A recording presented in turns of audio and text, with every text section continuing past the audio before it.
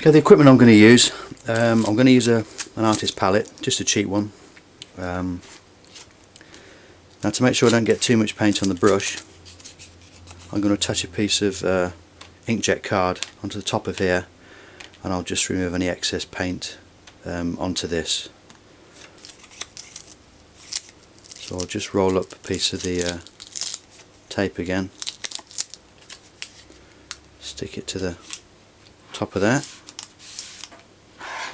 Brushes I'm using, I've got a selection of brushes that I've had for ages. I don't really go for the expensive ones, just because I found the cheap ones to be okay. I mean, a lot of this is going to be simply moving paint around with a dry brush as well, so I've just found that a lot of these brushes, the cheap ones, work perfectly well. Plus the fact I've got some really nice brushes that I can use for certain effects that have actually become worn and they spread out on the tip. I'm sure a lot of people would throw these away, but I find these to be quite good for doing different hair effects, etc. So even a damaged brush I've found can be really useful. So that's the brushes. I'm going to be using a Renegade Chrome airbrush. Before anybody asks, yes, I have added a trigger pad to the trigger, make it a bit taller, and put a piece of leather on the top as well. I do this to every single airbrush I've got. I don't know how people use a trigger straight from the factory. I find the trigger far too low, not very comfortable really. If I'm going to get in really tight to try and do some really tight detail work for any length of time, I want the trigger to be as comfortable as possible. So this is what I do to every single airbrush I own. You'll notice as well the earplug on the back there.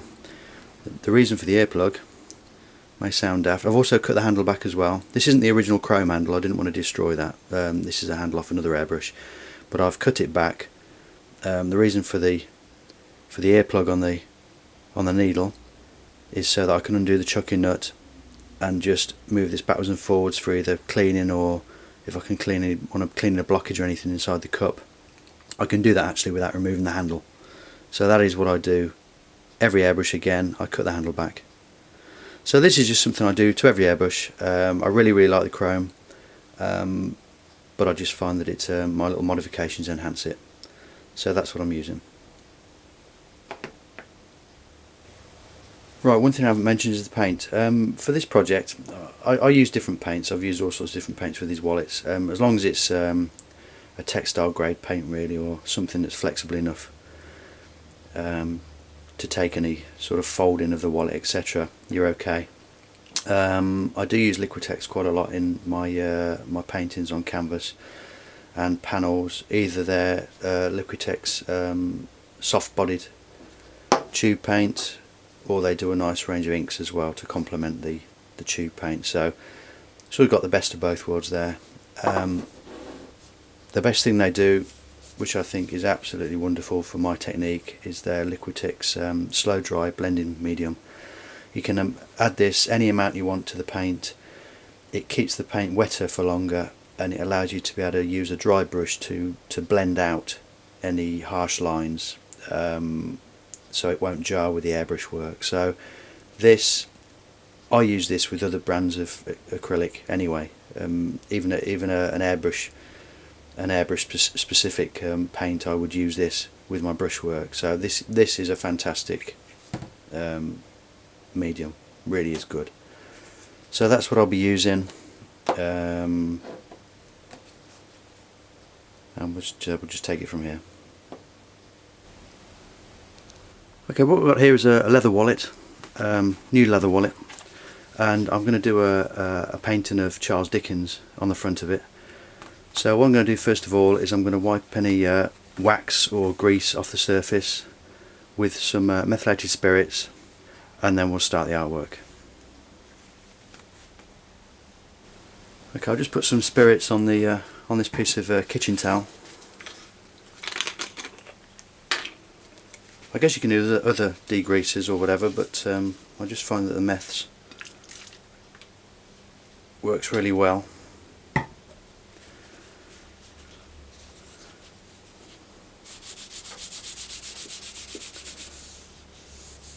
It's surprising how much comes off the leather.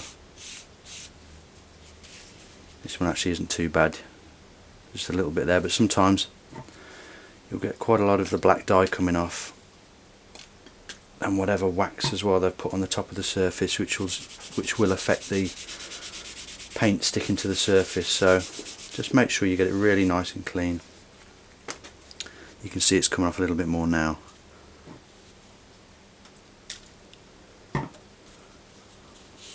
You'll also see it giving a matte sheen to the surface. This is all going to help the paint to stick.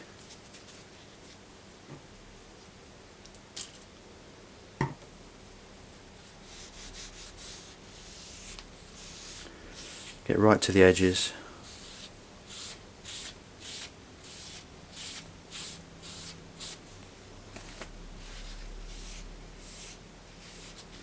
Make sure you get around the fold of the wallet as well, because you will get some paint going around there probably.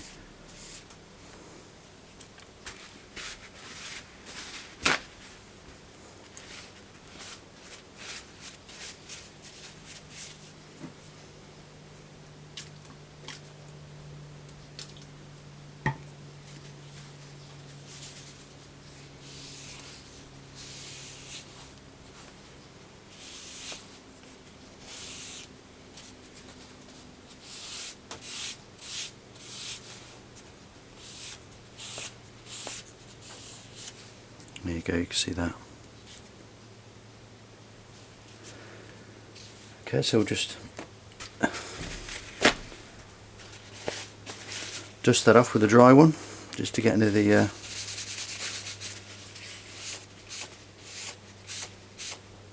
right, and I think we're ready to go. This is a bit of cardboard that I've made to hold the wallet. I've just found that it's easier to. I've made a pocket in the front of it with some paper, and the wallet simply slips into the pocket and hangs down just in the right position on the easel. It means I haven't got to try and attach it to anything. So what I'll do is I'll put a bit of tape here just to stick the front down, and it won't move. So that's the best way I've found of holding it. Okay, I've resized a couple of pictures of Charles Dickens that I got off the internet. I've sized these so they're about the same size as the front of the wallet, and what I've done is I've converted to black and white. Even it was kind of a sepia tone really, so I've converted to black and white, and I've also adjusted the contrast in some of them and some of the levels. That just means that I can play around with the highlights and the shadow. It also pulled some of the shadow detail out as well when I manipulated it in Photoshop. So that's what I normally do. One of these will be my reference picture, which I'll tape to the just above the wallet, and the others I may use another one for reference, but the others what I'll do is I'll cut out with the scalpel basic stencils to use those to map out the image initially, and then basically it's airbrush and brushwork after that. Okay, this might look a little bit odd at the moment, but I've cut out the brightest areas of the face.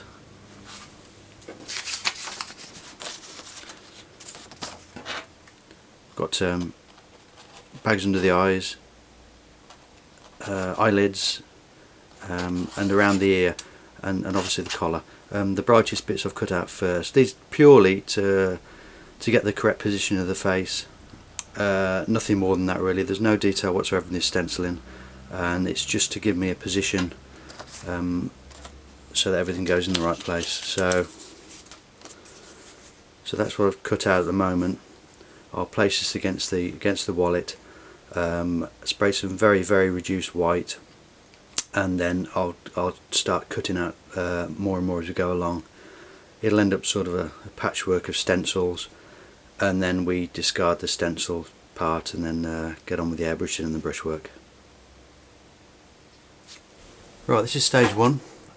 With this one I actually use the Liquitex ink, mixed 50-50 with the blending medium and water, and this is basically just the mapped out stencil thing. I must admit it does look pretty bad, and this is the This is the end result of the stencil. You could just keep cutting away until you just define all your edges and just as much detail as you want to put in initially. You don't have to go too far, just generally getting the general idea, positioning of the ears, eyes, hairline, collar, beard, that kind of thing. So that's just stage one. From now on, I think for most part I'll discard this. Maybe if I want to come in with a harder edge, perhaps on the collar towards the end or something, I may well use this stencil again, but generally speaking that's it with the stencil in now. We're now in with the brush and airbrush and that blending medium, and we'll redefine some of the areas now. Also what I'll do now is I'll use white now throughout. I'm going to build up my whites, and then when that's established we'll go in with the blacks and get the shadow detail in. Okay, from now on this is brushwork that I've done so far. I've got my white paint with my blending medium on this small brush. I apply the paint to a certain area, and then I get a dry brush and I'll feather that paint out. That means that I can sometimes I'd even dab it, and I can actually shift this paint around exactly where I want it to be. When I've done that, it's still going to look pretty rough until I bring in the airbrush and then define everything anyway, but I mean, this means that I don't use any stencils now. There's no stencil work, there's no scalpel work. They'll put the paint exactly where I want depending on what size brush I've got, and I can manipulate it to a certain extent. Then it'll dry off, and then it'll be okay after that. And then I'll go over these with certain areas with the airbrush, and cloud them in or blend them in or add highlights or whatever. So this is what I guess I'm calling it a dry brush technique, because I'm putting wet paint on and I'm using a dry brush to manipulate the paint on the surface. So that's what I'm doing at the moment. Sometimes as well it helps to use a soft brush to move the paint around, or if you want to give it a bit of a harder edge, you can grab yourself a slightly stiffer brush. So it just depends what you want to effect you're after. Right, this is quite a good example of this technique, the benefits of this technique. This hard edge here on the forehead, this is all brushed, then I've feathered it out with this dry brush. Now I can fill all this area in with the airbrush. So I didn't have to use a stencil. Depending on how accurately you actually use the brush, you can get really, you can be as accurate as you want. You don't have to fiddle around with a scalpel, all that kind of stuff. So I can push this paint around where I want. I can redefine areas, and it does move around quite a lot with this blending medium. I find it really nice to work with. So what I'll do now is I'm going to fill this area in with the airbrush, and you'll see exactly how it's blended in really well without using any stencils or anything. So I'll show you in a minute. Okay, here you can see where I've faded out that edge with the airbrush right across the forehead. It's seamless because I'm using really thin paint. I'm just gradually building it up. The beauty of using the brush as well is you can get the minutest of textures. You can get all those little eyelashes, the eyebrows. You can put as much detail in as you want almost, so I think this is a really nice technique for doing these wallets anyway. It's great for small stuff. So for the purists out there who you think you should just use the airbrush, well that's fine, but I just find that this technique, I also like actually using the brush as well. I just find it a nice thing to use in conjunction with the airbrush. So what I'll do is I'll carry on with this face. I'll dip in and out with the video, and we'll just progress and see how it turns out. I can probably to be honest, about 2.5 hours into this now. Seems a long time, but you've got to take your time. I'm using transparent paints, or very thin paints anyway. It's just a matter of building it up bit by bit. I really don't want to hit it with any opaques or anything. I don't want to go into with too much contrast. It's just gradually building it up. I'll finish off the whole thing with a white, and as you can see, I'm leaving the shadow areas mainly untouched. I did sort of dust over the whole thing with some of the white in the airbrush as well, just so you don't get too many harsh dark lines. But I'm just blending it all together, and I'll carry on with the beard and the hair, and then you'll get a good idea of what this is going to look like with just the white, and then we'll hit it with some of the black and go through the same technique using the black. So this is where I am at the moment, and I'm pretty pleased with it at this point. Right, I've progressed a little bit with the beard and the hair. Some of this is just simply dabbing a bit of paint on and smudging it out with a dry brush, just trying to give a sort of a random straggle sort of look to the beard in some areas. Some of it's not very defined on the photograph anyway, which is good. So you're just sort of playing around, moving paint around. A lot of it is blending it out, moving it around. I've blended the face out with the airbrush to soften some of the brush marks. Most of the beard is purely brush, just blended out with a dry brush. So you can just see I've added the highlights to the hair, and I'll carry on with the beard now. Take it all the way to the bottom. Right, I think I'm just about done with the white. I've done the beard, roughed out the hair. There's a few little things that'll correct when I put the black in. I mean, he's got a bit of a lazy eye on the right, but that'll come alright when I put start shading and everything. So I think I've got the highlights in pretty much as I want them. You know, there's more detail. I mean, some of that beard's going to go underneath the black anyway, but it doesn't matter. It's just gives me somewhere to start. So I'm quite pleased with that. And we'll move on to the reduced black with the blending medium in again, and with the airbrush, and we'll sort of tidy things up. Right, I've started to use some black now. I've actually gone for the Liquitex ink, mixed again with the blending medium. This is just the brushwork with the black, and I'll soften areas and generally sort of get larger shadow areas in with the airbrush. So and I'll use the ink as well in the airbrush. So this is as far as I've got with the right hand side, with the right eye and the top lip, and just around the nostrils and the hair and just under the ear. So I'll carry on, and I'll get back to you in a bit. Right, I've moved on quite a bit from where I was last time. This is brush with the airbrush blended, blending everything in. I've got some areas I've got to darken up a little bit, but I don't want to go too dark in some areas. It'd be very hard to pull that back. So I'm just going to gradually darken certain areas up, and just sort of redefine some of the shadows. Maybe put some highlights back into the beard, and then at the end I'll sort of bring some highlights back in just to finish it off.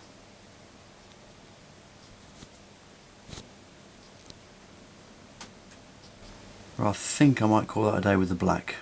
So the next step is to come back in with the white, pick out some of the highlights, but try not to overdo it.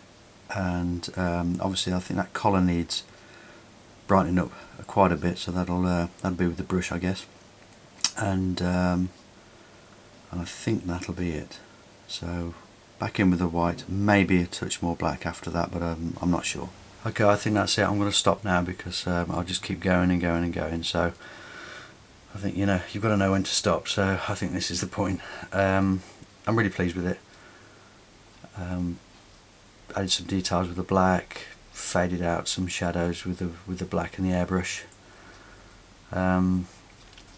So yeah, I'm really pleased with that. Now what I'll do is, because I just want to not only to protect the leather, but also because when you use the blending medium or just the airbrush paint, you get a different sheen in different areas. The blending medium with the paint gives quite a glossy sheen. Other areas might go on a bit drier, so you'll get a matte sheen. So to level everything out, I'm going to do probably 3 or 4 coats of Liquitex satin varnish.